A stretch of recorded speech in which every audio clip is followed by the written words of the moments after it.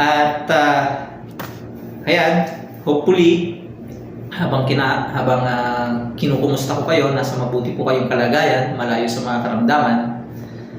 At siya nga pala, kung nangangasim-ngasim ang inyong tiyan kapag kagabi, ihi kayo ng ihi kapag katubig ang inyong iniinom. Meron lang akong isang secret na natutunan. Ipahabol ko na.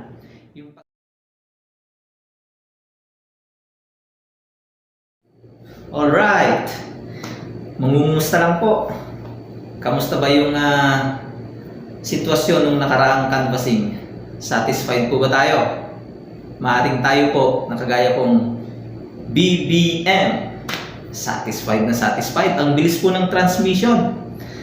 At naisipan ko pong mungumusta muna dahil naiinip ako dito sa inaayos kong DJI-MO o DJI-OM4 stabilizer. So pinag-aaralan ko po siya. Ito yung manual. Sabi ko, mangumusta muna tayo ng ating mga kaibigan. Diba, happy? O, tayo happy. Yung kabila, lonely. O, marami pa kayong nagrarally habang ginagawa yung canvassing. Nakatutok po ako Nakikita ko yung mga balita. Yung iba doon na lang tumanda, doon na lang pumuti yung buhok sa kararally. Karapatan po nila yun. Basta tayo, happy.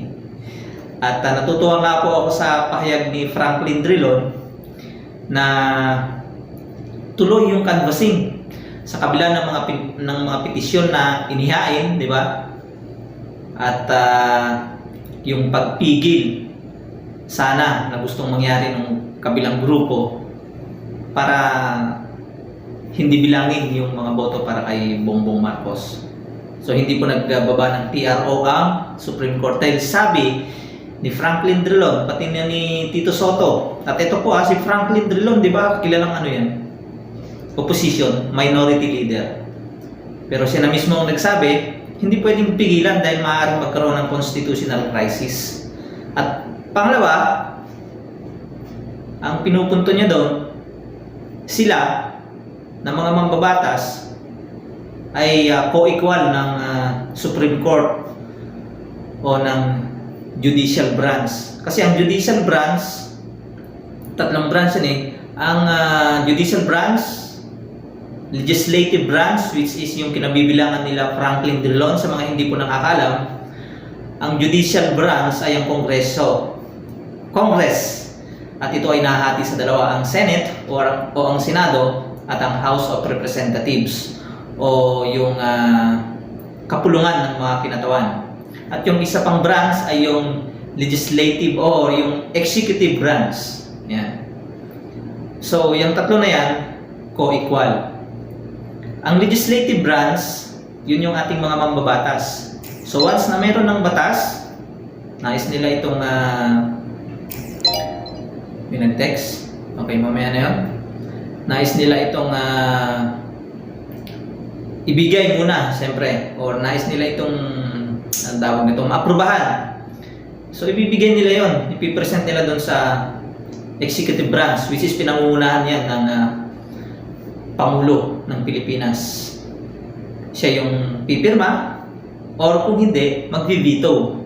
Kaya nga may tinatawag na presidential veto. Pero kung pinirmahan niya, approve, punta na doon sa judicial branch, which is yung judicial branch, siya naman yung mag-i-interpret or mag-i-evaluate ng batas. So, yan po yan, yung tatlo na yan. And so, napakasaya. Proklamado na po ang ating mahal na Pangulo, Ferdinand Bongbong Marcos Jr. At siyempre pa, yung aking ding ibinoto na pangalawang Pangulo, si Inday Sara Duterte. Yan. At napakaganda nga ng mga pinapanukala ng ating President-elect para sa ekonomiya. At marami pong bumati sa kanya ng mga business sector. Magagaling daw at mahuhusay at may karanasan talaga yung mga pinili niya. So patuloy po akong nananalangin. Hindi pa tapos ang laban natin. Patuloy po nating ipanalangin ang ating mahal na Pangulo. Gaya po nung request niya, di ba? Sabi niya, wish me well, pray for me. So yun po ang gawain natin, mga bumoto sa kanya. Patuloy natin siyang ipanalangin una sa lahat. Bigyan siya ng Panginoon ng katalinuhan, karunungan, at malawak na pangunawa sa lahat ng kanyang mga gagawin. At i-guide siya lagi ng Panginoon. At ingatan siya siyempre sa lahat ng pagkakataon. Ganon din yung lahat ng kanyang mga ka-teammate sa Senado, yung kanyang pipiliing mga gabinete. Panalangin natin yung kabuuan. At sana nga magtuloy-tuloy na po ang pag-unlad ng ating bansang Pilipinas. Meron ngang napabiro yung pinsan ko. Well, ito na may biro-biro lamang. Sabi niya, bago maghalalan, oo nga, dinala ng iglesia, si BBM. Pero kung dalhin daw ng mga power company itong kabilang grupo at biglang nag-brown out, wala na. Ako po kasi, nasubaybayan ko yan. Yung mga brown out na yan. Hindi na ako magbabanggit ng particular na event, pero may mga pangyayaring gano'n. Actually, yung katunggali, nung nanalo, nagdemanda o nagreklamo siya dahil nga nung nag-brown out. Iba na yung nauuna. Kasi bata pa lamang ako sa Taltalon, doon sa bukid. Doon po ako lumaki sa transistor. Ang tawag sa amin ng radyo, transistor ang tawag sa amin yan doon sa lugar namin. Ewan ko lang po sa inyo. Sumusubaybay po talaga ako niyan. Bata pa lamang ako, sinusubaybayan ko na yan. Kahit yung tatay ni BBM, si former President Ferdinand Edralin Marcos Sr., sinusubaybayan ko na po yan. Bata pa ako, 1980s. Mahilig na ako sa radyo noon. Maliit pa lang ako noon. Hindi na masyadong maliit. Maliit pa lang ako noon. At yung mga sumunod sa kanya, nasubaybayan ko through radio, pakikinig ng radyo. Wala naman kasi kaming TV sa bukid. At sa radyo ako talagang sumusubaybay. At ngayon nga, sa kauna-unahang pagkakataon, ako ay nakaboto. Parang nag-ugnay lang yung from the Father to the Son. Yun naman po talagang pinakahihintay namin sa amin po. Kasi nung panahon na yun, kaming mga kabataan at mga mamayan, dun sa amin mismo, tahimik lang kami, pero approve na approve po sa amin yung pamamahala ni Ferdinand Marcos Sr. At maunlad po ang pamumuhay noon para po sa amin. Ewan ko lang itong mga nagre-reklamo kung ano yung mga naranasan nila personally sa kanila. At nagtataka ako, ang daming mga bata Hindi pa naman yung isinilang nung panahon ng martial law, panahon ng Marcos administration, di ba? Ewan ko kung anong... Ay nako, bahala na kayo dyan. Kaisipan ninyo yan. Kung yun ang pinaglalaban nyo, sige, mag-rally lang. Di ba doon sa mga rally-rally, ang daming mga bata dyan, mga kabataan, nagra-rally-rally. Siguro nga, naturuan ng mga matatanda sa kanila na may personal na galit, hinanakit, tampo, sama ng loob, or di ba yung nagja-jogging, naalala ko yun muntik daw siyang kung tama ba ako, muntik siyang mamatay nung panahon nung martial law. Bakit mo ipoboto yan? Sabi ka na, nanggagalaiti. So parang yung galit na yun, kahit hindi naman nangyari sa atin, sa kanila lang, ipinapasa nila sa mga sumusunod na henerasyon sa kabataan. At ang matindi pa doon, parang yung kasalanan ng ama, kung naman yung mga pagkukulang pagkakamali, parang ganun din yung gagawin ng anak. Para sa amin po, hindi.